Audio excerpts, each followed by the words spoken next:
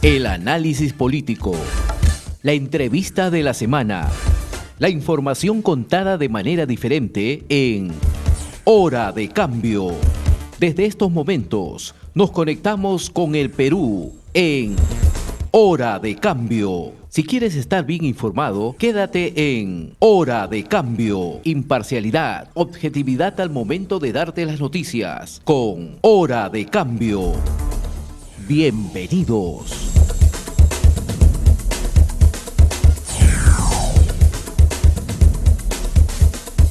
Como ya hemos anunciado, estamos en comunicación vía Zoom con el señor Óscar Valdés Danculu. Él es empresario y fue presidente del Consejo de Ministros. Señor Valdés Danculu, ¿cómo está? Muy buenos días. Muy buenos días, señor Castillo. Gusto saludarlo. Gracias por la invitación. Bien. Este fin de semana prácticamente juramentó el quinto gabinete en menos de un año. 7 ministros del Interior, otros cargos, etcétera, etcétera. Pero parece que la trilogía del MTC, o sea, el Ministerio de Transportes y Comunicaciones, el Ministerio de Vivienda y el Ministerio de Justicia son los 3 elementos que van rotando la gente muy allegada al gobierno. ¿Qué se esperaba en relación a este gabinete? Se especuló mucho que iba a renunciar el señor Aníbal Torres Vázquez, quien habíamos dicho acá al inicio del programa que era una mentira, pues, porque él no había renunciado. Él había puesto su cargo a disposición, como lo hacen creo que todos los ministros para fiestas patrias, y de ahí el presidente, bueno, decide, pero no se trataba de una renuncia. O sea, algo que es administrativamente, que se da siempre para fiestas patrias, lo presentaron como una noticia política. Cuéntenos, ¿cuál es su opinión? Bueno, nosotros tenemos muy claro que el presidente de Castillo, desde que empezó su gobierno, no cumplió ninguna de sus promesas, ¿no? Él habló de que iba a convocar a los mejores peruanos para que realmente conformen su gabinete y que iba a sacar al Perú de la pobreza. Sin embargo, desde el primer gabinete que nombró a última hora, entre gallos y medianoche, recuerda usted, Claro. El Teatro Nacional, y que realmente fue pues una vergüenza la forma como presentó a los ministros, cómo los introducía, cómo entraban y salían a través del telón. Ya no pudimos, más o menos, pudimos avisorar de que este gobierno no tenía equipo, ¿no? No tenía un equipo que realmente lo respalde y que le dé soporte técnico, político y económico. En ese sentido, creo que los gabinetes que han venido han sido más de lo mismo. Han habido casi 60 ministros que han sido cambiados, 4 premieres, y lo último que ha sucedido realmente, hay 2 hipótesis, ¿no? Una, que ellos no querían pasar nuevamente por el filtro del Congreso para la cuestión de confianza, porque estaban muy debilitados, el presidente con 5 investigaciones, y realmente, pues, como usted bien lo dice, hay 3 ministerios que son claves para ellos, ¿no? Y que realmente, pues, hoy día se suma también el Ministerio del Interior, que se ha convertido de alguna manera en el protector del presidente en cuanto a la obstrucción de la justicia. Yo creo que eso son claves, y tan claves son que vemos de que el presidente Castillo y su gente que ha ingresado, lo único que está buscando es lucrar del erario nacional y no hacer cosas positivas para el país, ¿no? Ahora, usted ha sido presidente del Consejo de Ministros. ¿Es habitual que para 28 de julio los ministros y el presidente del Consejo de Ministros, quien sea, pone a disposición su cargo ante el presidente, ¿no? Mire, normalmente es lo formal, ¿no? Pero realmente los ministros siempre tienen el puesto, digamos, a disposición del presidente en cualquier momento. El presidente puede, sin dudarlo, puede decirle a un ministro: mire, ¿sabe qué? Yo quiero que hasta acá nomás me acompañen, hasta luego, y el ministro no tiene por qué darse por enterado o fastidiado, ¿no? Porque el ministro sabe desde que entró que eso es así, ¿no? Pero también es cierto que esto se ha acentuado porque en el caso del presidente Castillo y sus ministros, los ministros casi todos son incondicionales, ¿no? Porque normalmente tienen un prontuario, tienen una serie de vulnerabilidades y que aceptan y son desempleados casi en su mayoría, que están cuando les ofrecen ser ministros aceptan de inmediato, ¿no? Inmediato. Ahora, ese fue el caso que le dijeron atacando más al señor Mariano González, ¿no? Por supuesto, el señor Mariano González ya tenía experiencia cuando fue ministro de Defensa, que cuando a uno le proponen ser ministro, uno tiene que de alguna manera poner sus condiciones, ¿no? Uno va y le dice al presidente, señor presidente, ¿cuál es su política en este sentido? ¿Qué es lo que piensa usted hacer? ¿Y qué es lo que yo propongo hacer? Entonces uno pone sus condiciones y el presidente le dirá, pues oiga, estoy de acuerdo, no estoy de acuerdo, y en base a eso es que uno acepta ser ministro. Pero no, pues ahora vemos de que van y le dicen, oiga, ¿usted quiere ser ministro? Presente, dicen, ¿no? Y al toque están jurando y no ponen ninguna condición. Por eso es que en el caso, y eso lo han manifestado varios ministros que se han ido, inclusive el señor González también lo dijo, que él no puso ninguna condición. No, claro, pero la condición sería pues no dudar de la honorabilidad y de la honestidad de Pedro Castillo, ¿no? Bueno, esa o es sea, una, ¿no? si responda o no responda, la cartera no interesa. Lo importante es que sea pues uno de sus gladiadores, digamos así, que salga a enfrentar a la oposición frente a las críticas concretas sobre corrupción, ¿no? Bueno, si usted le acepta ser ministro a un presidente que está totalmente cuestionado, investigado, se supone que usted está aceptando que ese señor, una de dos, usted es muy ingenuo y cree que el señor es inocente en todo, o usted está trabajando de acuerdo a sus intereses personales, y por eso es que se vuelve usted un escudero del presidente, porque al ser un escudero del presidente es un escudero usted de su propio portafolio, ¿no? Entonces, por eso digo que es muy importante que los ministros sepan poner sus condiciones antes de asentar el puesto, ¿no? Pero el caso, no estamos hablando de improvisados, el caso de Kurt Burneo, por ejemplo, nuevo ministro de Economía y Finanzas, de Miguel Rodríguez Mackey, una experiencia en el ámbito internacional, etcétera. ¿Qué puede haber pasado ahí? Bueno, el señor Burneo, como el señor Franque, toda su vida sus aspiraciones máximas han sido ser ministro de Economía, ¿no? Entonces estos que les presenten, le digan, oiga, vas a ser ministro de Economía, ¿qué interesa? Yo veo que el señor Burneo está enfermo, ¿no? Se le ve claro que padece de un Parkinson que no sé en qué grado estará, pero no es una persona que esté en su plenitud. No, yo no dudo de la capacidad del señor Burneo, yo he tenido la suerte, he trabajado con él cuando él era ministro de la Producción y yo era Interior, un tipo que conoce el Estado, conoce es un técnico especializado, estuvo en Hacienda también, pero me parece que en estas condiciones yo dudo de que haya hecho bien en aceptar un puesto de tanta responsabilidad en una situación tan precaria como se le ve, ¿no? Claro, hacia eso vamos, porque yo hacía mi comentario que seguramente usted lo escuchó por el interno, la disparada de los alimentos de primera necesidad, de algunos alimentos, es realmente alarmante, ¿no? No hay empleo, la gente está desocupada, y se habla pues de que como si estuviéramos en el país de las maravillas, ¿no? El Perú es un país de las maravillas normalmente, porque es un país potencialmente claro, muy rico. Si nosotros hubiéramos podido, desde el inicio de este gobierno, hubiéramos aprovechado todas las oportunidades que la coyuntura nos está brindando en cuanto al alza de los precios de los minerales, sacar adelante todos nuestros proyectos como lo está haciendo Chile, ¿no? Nosotros ahorita podríamos capear de mejor manera esta alza de alimentos que ha sido a nivel internacional. Como usted sabe, el tema de la guerra Rusia-Ucrania hizo pues que realmente se dispare el precio del petróleo, se dispare el precio de los commodities, ¿no? Y que ahora, dicho sea de paso, están bajando, han bajado el petróleo, han bajado los commodities, pero normalmente las empresas se abastecen para 2 o 3 meses y o sea tienen inventarios altos, que por eso es que se tarda un poco en que estos precios vuelvan a bajar.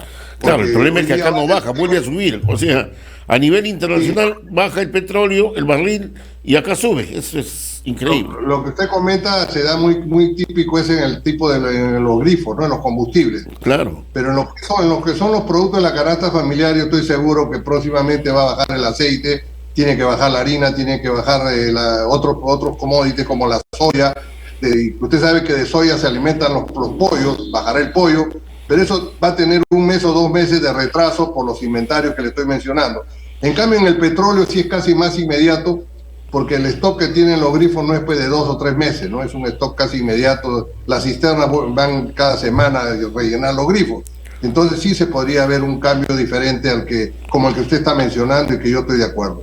Ahora, ¿usted cree que fue oportuno eliminar el impuesto selectivo al consumo por un periodo de 3 meses, como se dio, con el propósito de que baje el precio, y esto no se produjo y más bien subió, y al final de cuentas, ¿quién ganó?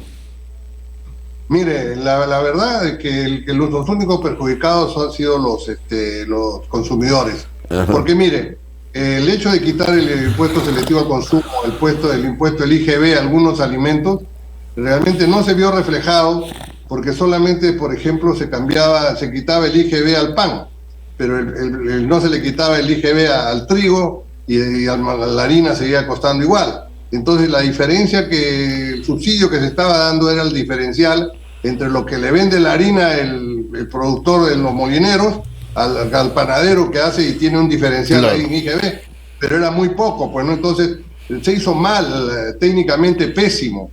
Entonces el gobierno no sabe qué hacer, o sea, no tiene las cosas claras. Pero ¿usted cree que no sabían lo que hacían? Porque yo le pregunto, usted dice que el perjudicado ha sido el pueblo. En el caso de la gasolina, también con el impuesto selectivo al consumo, no bajó, más bien subió. Pero alguien ganó, pues, ¿no? Ese es el tema, ¿no? Mire, yo pienso que a pesar de lo que puede haber ahorita especuladores que puedan ganar cuando ya se restituye el IGB, ¿no? Entonces, yo creo que el gobierno no tiene las cosas claras. Si el gobierno hubiera dicho, señores, vamos a quitar el IGB a la soya, al maíz, es otra cosa, lógico. Hubiera bajado el pollo, claro, hubiera bajado el pollo. Pero si dice solamente le bajo el pollo y no le bajo a la soya, no le bajo al maíz, entonces estoy engañando a la gente y estoy creando falsas expectativas como lo que ha sucedido, ¿no? Sí, es cierto. El pollo, como se dice, el pollo de a pie, ese es el que al final no bajó, pues, o lo que bajó fue mínimo, claro, pero más de lo que subió, ¿no? Claro, el del gancho no iba a bajar de ninguna manera porque claro, ya venía con la soya cara y el maíz caro, ¿no? Claro. Sí, bueno, pero creo que cualquier economista se hubiera dado cuenta, ¿no? de ese detalle. Se dieron cuenta después que tomaron la medida, pero ya era tarde, pues, ¿no? Es que ¿sabe qué pasa? Que como no son muy duchos en la gestión, no convocan a los actores. Ellos han debido inmediatamente, pues, cuando iban a hacer este tipo de medidas, han debido convocar a los avicultores, a los porcicultores, ¿no? A todos los que están metidos en la cadena alimenticia y que todos den su opinión. Le hubieran dicho, oiga, mire, si usted quiere que esto tenga efecto, porque hay algunos países que las canastas familiares no tienen el IVA, que es el IGB nuestro, ¿no? Que el impuesto al valor agregado, que le llaman en otros sitios, no tienen eso de per se de hace muchos años atrás, porque se trata, pues, de minorar la canasta básica familiar.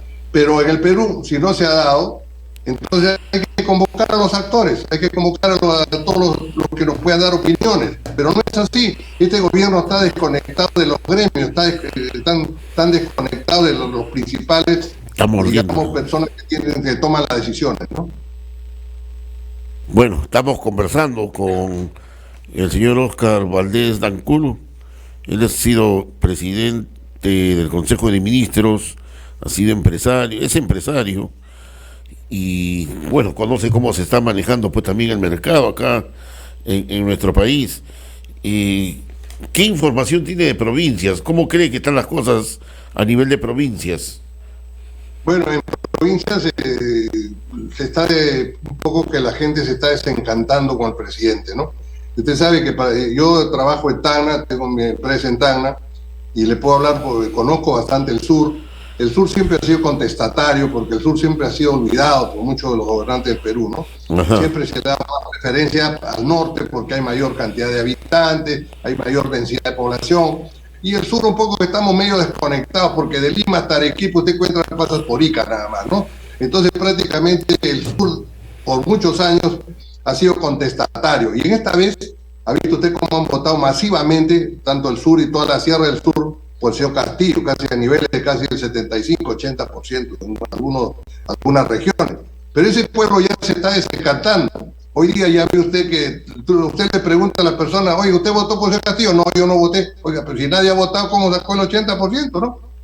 Entonces ya nadie quiere reconocer que ha votado, que eso es un síntoma de que el señor cada día tiene mayor desaprobación, y hay gente que inclusive lo niega, ¿no? A pesar de haberlo apoyado inicialmente, ¿no? Estos cambios producidos, el que más sorprendió ha sido el de Bexy Chávez. Creo que es paisana, creo, de Tacna también ella, ¿no? Sí, efectivamente, ella es congresista por Tacna. Por Tacna, así es.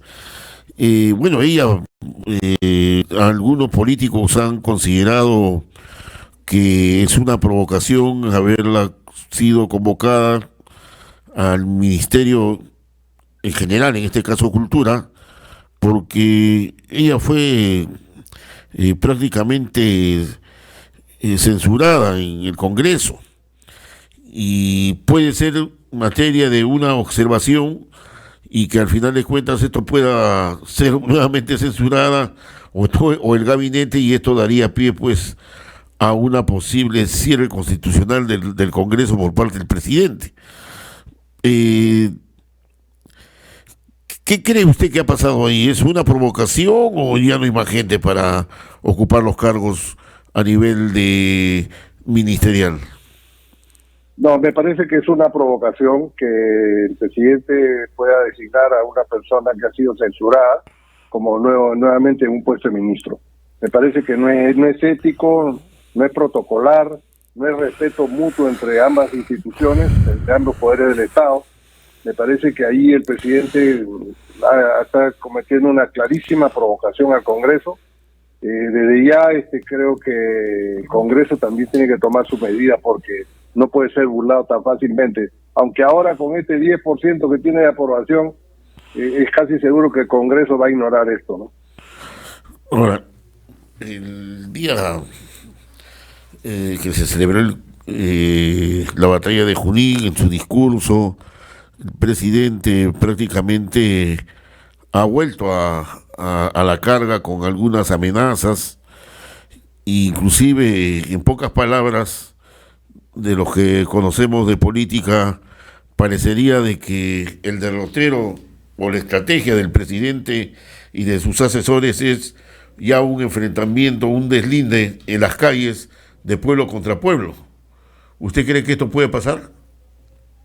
El presidente lo que vemos es un presidente envalentonado, y está envalentonado no porque se sienta muy seguro de su posición, sino porque sabe que cualquier medida que se tome contra él va a ser a través del Congreso. El Congreso es un cuello de botella y el Congreso lo tiene controlado. Hasta ahora lo tiene totalmente controlado. Entonces él sabe que no pasando nada con este Congreso, él está lleno de poder, y él ahorita puede hacer cualquier despropósito, ¿no? Y estas cosas que ha dicho el otro día en la plaza, que prácticamente ha dicho que la última vez que le tiende la mano al Congreso, como diciendo la próxima te cierro, ese es el mensaje que está dando, ¿no? Y está él pulseando a la población a ver cuál es el seguimiento, y hoy día el Congreso está muy devaluado, ¿no? ¿Pero el mensaje usted cree que es para el Congreso o es para la Fiscalía? No, yo pienso que es más para el Congreso, porque mire, él sabe que la Fiscalía lo único que puede hacer es investigarlo. Puede terminar la investigación preliminar y punto, más nada. Ahí termina la Fiscalía. Cualquier decisión final la tiene que dar el Congreso. Y si el Congreso está controlado por él, definitivamente tiene la certeza de que él puede valentonarse y puede comenzar a hablar en las plazas públicas, hacer todos los mensajes que quiera, dividiendo a los peruanos y sobre todo debilitando aún más al Congreso, la verdad. Ahora, definitivamente ahí sí coincidimos de que, quiera si o no, tiene 37 votos, de los que fueron inicialmente el partido de gobierno, digamos así, que se han fraccionado después, pero sí, todos coinciden en respaldarlo a Castillo, más los 12 niños que no necesariamente son todos de Acción Popular, sino de otras tendencias, de otras fuerzas. Ahí ya llega casi a 50, más lo que no se conoce cuántos más habrán podido pasar por el aro, con, digamos así, del acercamiento con el presidente. Ese tiene controlado el Congreso, por eso es que lo provoca, pues. Porque, así es, porque si no lo controlara, no se metería con el Congreso, pues. Así es, Sí, correcto, definitivamente correcto. Él lo tiene claro de que su control sobre, y esto lo ha logrado poco a poco, ¿no? Él ha ido viendo, ha tenido varios agentes ahí que han estado trabajando arduamente y sobre todo pues hay congresistas que hemos visto que con la calidad de antecedentes que tiene, les acomodaba muy bien pegarse al poder. Se han pegado al poder y ahí va a ser muy difícil que a él lo logren sacar por medio del Congreso, salvo que, como todo el mundo lo viene diciendo, tendría que salir algo muy notorio, algo muy ya certero sobre la corrupción del presidente, un audio, un video en el cual se le ve recibiendo, que pueda pues de alguna forma comprometedor. Comprometedor, de tal manera que ningún congresista pueda defenderlo y los que inclusive los que están apoyándolo ahora se volteen. Pero usted sabe pues que en el Perú la coima no da recibo, ¿no? Y Así es. señor ha entrado con todas las de la ley desde el principio, tratando de no ir a Palacio, yéndose a Zarratea, nombrando ministros, ya se vocea mucho porque compraban el puesto, vendiendo los ascensos. Entonces, este señor es un mafioso, pues, y como es mafioso, va a ser muy difícil que a él le detecten una prueba así fehaciente, ¿no? Entonces, por eso es que él dice, pruébeme, pues, a ver, no van a encontrar ninguna prueba, todo va a ser mi palabra contra la del otro, ¿no? Pero en otros países, por menos, ya lo hubieran sacado a este presidente, ¿no? Hablando de Zarratea, hoy día la Policía Nacional ha desarticulado una banda dedicada al robo de autos de lujo y donde estaría liderada por Flix Moreno, quien visitó la casa de Zarratea en varias oportunidades. El jefe de la División de Investigación de Delitos de Alta Complejidad, coronel Franco Moreno, precisó que se logró capturar al presunto jefe de la organización criminal identificado como Flix Moreno, personaje que aparece en una fotografía con el presidente Pedro Castillo en la vivienda de Zarratea. ¿Qué le parece? Bueno, está claro que el presidente, desde que salió elegido hasta que asumió la presidencia, no se dedicó a ver un plan de gobierno, no se dedicó a ver equipo de gobierno que le ayuden a los diferentes ministerios, sino se dedicó a conversar con muchos mafiosos, ¿no? Y fíjese usted, en el caso de Petroperú, de la compra del combustible, del diésel, hemos visto que él sabía qué manijas, qué teclas tocar, él sabía dónde apoyarse. Desde un inicio han entrado estos señores a delinquir. Y eso es lo más grave. Por eso nunca hemos visto en la historia del Perú un presidente que tenga 5 investigaciones fiscales, solo en su primer año. Y todos no son por hechos cometidos antes de asumir como presidente, sino durante su función como presidente de la República, que eso realmente los peruanos debemos sentirnos bastante decepcionados, ¿no? ¿Cuál quiere usted, señor Valdés, que va a ser el desenlace de todo esto? Bueno, definitivamente este señor no debe terminar. No va a terminar porque los peruanos, la mayoría se tendrán que dar cuenta, por más que él adopte posiciones muy férreas en cuanto a su posición con el Congreso, es una esperanza que se tiene que quizás por la situación económica, por el tema mismo político, porque salga una nueva información del presidente, o porque también de alguna manera las Fuerzas Armadas también tengan que tomar alguna actitud. Yo no estoy hablando de ningún golpe de Estado, sino tomar una posición, porque las Fuerzas Armadas a veces intentan dar un golpe de Estado, tomando una posición también pueden debilitar al presidente, ¿no? Entonces, algo de eso tiene que haber, pero este señor yo creo que no merece terminar su mandato. ¿Y el Congreso? Bueno, el Congreso, al paso que va, yo creo que está justificando a todas voces que se tienen que ir todos, ¿no? Al final deben irse todos, ¿no? Así es. Y sobre todo, fíjese usted, mira, han nombrado una nueva presidenta, y uno dice, oye, pues la nueva presidenta tomará pues alguna acción, verá el equilibrio de poderes, porque cualquier salida que se busque al presidente, a salir de este gobierno, tiene que ser constitucional. Pero si vemos que la presidenta del Congreso es la primera en decir, oiga, yo también, todo el Perú está pidiendo la renuncia del señor, y ella representa a 130 congresistas, no representa solo a los que están a favor de la vacancia. Entonces, yo creo que primero todos tenemos que trabajar institucionalmente, ¿no? Y cualquier salida tiene que ser constitucional para que realmente no estemos dando vueltas como trompo en lo mismo, ¿no? Cayendo en los mismos errores. Yo le hacía una pregunta antes de ir a la pausa, que si esta convocatoria que está haciendo el presidente de sacar a la gente a las calles, y por otro lado otro sector que también sale a las calles, el desenlace se puede dar en las calles. Sí, pero mire usted, hemos visto cuántas marchas han tratado de organizar para sacar al presidente. Los peruanos realmente más nos dedicamos a trabajar, somos emprendedores, somos personas que queremos el día a día, estamos luchando por construir nuestra casa, nuestro techo, para hacer que nuestros hijos tengan estudios, puedan tener trabajo. Y realmente pues esas explosiones sociales son bien raras aquí en el Perú, poco se han dado. Acuérdense, mire, la marcha de los 4 suyos, la salida del señor Merino, tuvieron que poner 20 reflectores, todos los canales de televisión ahí para que se junte la gente, porque si no, no se juntaba tampoco. Entonces, no somos nosotros de ese tipo de revueltas. Los peruanos somos más pacíficos y tenemos que llegar a la hora extrema para recién salir. Yo no creo que se dé eso. Y por otro lado, el presidente tampoco tiene mucho respaldo en las calles. Y más que nada, donde él va son sus portátiles y todo lo que la gente que él convoca y que convoca con una serie de artimañas. Así que no creo que el presidente sea el dueño de las calles tampoco. Bueno, vamos a ver qué pasa. ¿Qué pasa al final de cuentas en todo este tema de la gobernabilidad del país? ¿Qué pasa con el nuevo gabinete? ¿Hacia dónde vamos? No sé, parece que va a ser más de lo mismo. En fin, ya el